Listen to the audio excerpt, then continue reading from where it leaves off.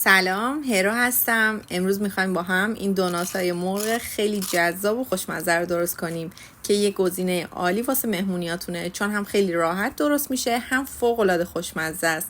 صداش هم گوش کن.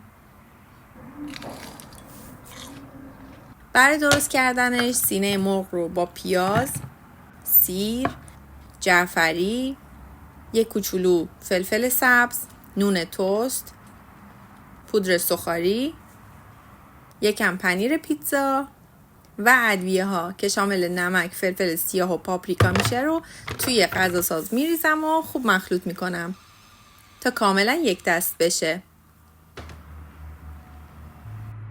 بعد از مواد گوشتی به اندازه یه گردوی بزرگ برمیدارم و توی دستم به شکل دونات فرم میدم.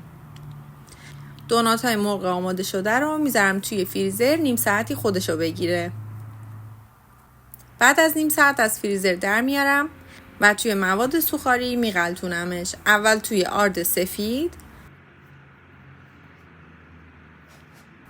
بعد توی تخم مرغ هم زده، بعد توی پودر سوخاری یا پانکو. پودر پانکو رو هم از همه فروشگاه میتونید تهیه کنید. حالا دوناتا رو توی روغن داغ با حرارت متوسط سرخ میکنم. حرارت حتما متوسط باشه که دوناتا خوب مغز پخت بشن. مقدار دقیق مواد این دوناتا رو توی کپشن براتون نوشتم. اگه تا اینجای ویدیو اومدین ممنون میشم کانال منو سابسکرایب کنید و منتظر رسیپی جدیدمون باشید.